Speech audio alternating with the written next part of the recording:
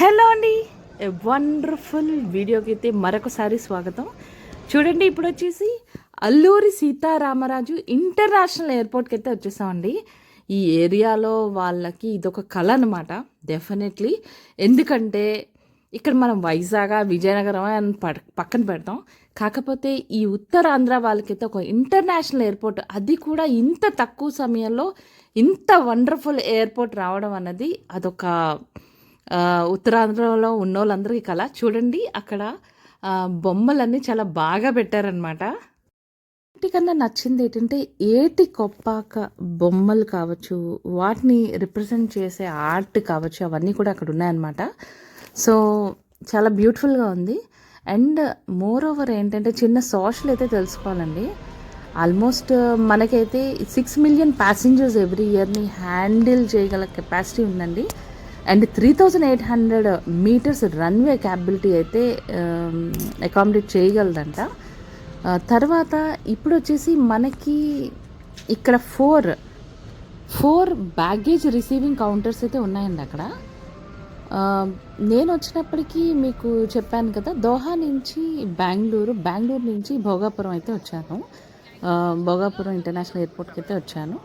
So మా బెంగళూరు ఏదైతే flight baggage అయితే మేము సుమారు 3rd కౌంటర్లో అయితే తీసుకున్నాం. చూడండి, ఏటి కొప్పాక బొమ్మలు అనమాట. సో మనం ఇలా బయటికి రాగానే యాక్చువల్లీ చెప్పాలంటే when you enter the airport, ఈ బొమ్మలు 2 కూడా మిమ్మల్ని రిసీవ్ చేసుకుంటాయి అనమాట. చూడండి, బ్యూటిఫుల్ స్మైల్తో ఆంధ్ర యొక్క మన సంస్కృతిని బాగా రిప్రజెంట్ చేస్తూ ఎంత బాగా మనల్ని రిసీవ్ చేసుకుంటున్నాయి చూడండి.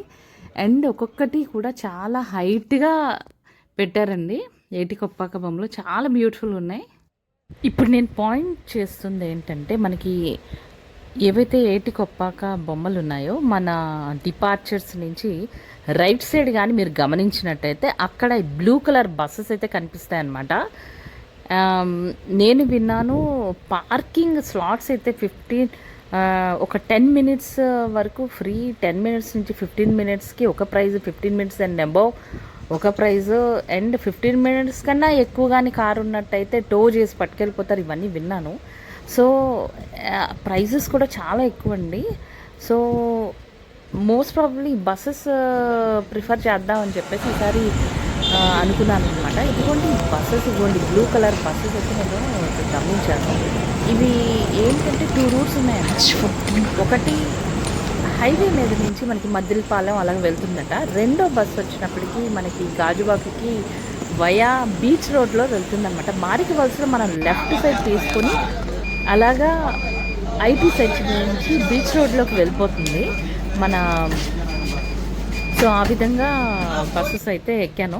అయితే బస్సు ఎక్కినప్పుడు నేను గమనించింది ఏంటంటే, ఇప్పుడు ప్రైవేట్ బస్సెస్ మనం ఒక ఊరు నుంచి ఇంకో ఊరికి ట్రావెల్ చేస్తున్నప్పుడు కిందన బస్ కిందన మనం మన బ్యాగేజ్, లగేజ్ ఇవన్నీ కూడా కిందన పెట్టేయచ్చు కదండి. కానీ వేరే ఈ బస్సెస్లో గమనించింది ఏంటంటే, అక్కడ ఒక స్టిపులేటెడ్ ఒక ప్లేస్ ఉంది. అక్కడ మన పెట్టెలు పెట్టుకోవచ్చు, లేకపోతే మనతో పాటు పెట్టెలు ఉంచుకోవడమే అనమాట. And more over number of seats కూడా యాక్చువల్లీ ఇవి ఏరో బస్సెస్లోని తక్కువ ఉంటాయి. నిల్చోడానికి అయితే వాళ్ళు ఛాన్స్ ఇవ్వట్లేదు. ఎవ్రీ హాఫ్ అన్ అవర్కి అయితే ఒక బస్సు ఉందండి. కాబట్టి ఎటువంటి ప్రాబ్లం అయితే లేదనమాట. ఫ్రీక్వెన్సీ అయితే బాగానే ఉంది నాకు అనిపించింది. సో పార్కింగ్ చేసుకొని కన్నా ఇది నాకు బెటర్ అనిపించి ఈసారి అయితే తీసుకున్నాను. బట్ చూడండి, నేను ఏరో బ్రిడ్జ్ కూడా ఇప్పుడు మళ్ళీ చూపించాను మీకు. ఎంటర్ అయినప్పుడు భోగాపురం ఎయిర్పోర్ట్ ఎంటర్ అయినప్పుడు ఫ్లైట్ నుంచి ఏ విధంగా ఉంటుంది అన్నది ఒక చిన్న ఓవర్వ్యూ అయితే చూపించేస్తున్నాను. అండ్ సెంటర్ వచ్చినప్పటికీ నాదస్వరాల్లో ఈ సెంటర్ ఎలాగుందో అలాగ అనిపించింది అది చూడగానే, ఆ డిజైన్స్ ఇవన్నీ కూడా. బట్ చాలామంది ఏమన్నారంటే బెంగళూరు ఎయిర్పోర్ట్ బాగుంటుంది ఇలాగని. Guys, just imagine this is the beginning of Bhogapuram airport. And ఫ్యూచర్లో ఇంకెలా ఉండబోతుందో అది మన అన్ఇమాజినబుల్. హోప్ ఈ వీడియో అయితే మీకు నచ్చింది అనుకుంటున్నాను. And stay tuned to Suma's quest. Have a wonderful day. మరొక ఇంట్రెస్టింగ్ వీడియోతో మళ్ళీ కలుసుకుందాం. Thank you for watching. Bye.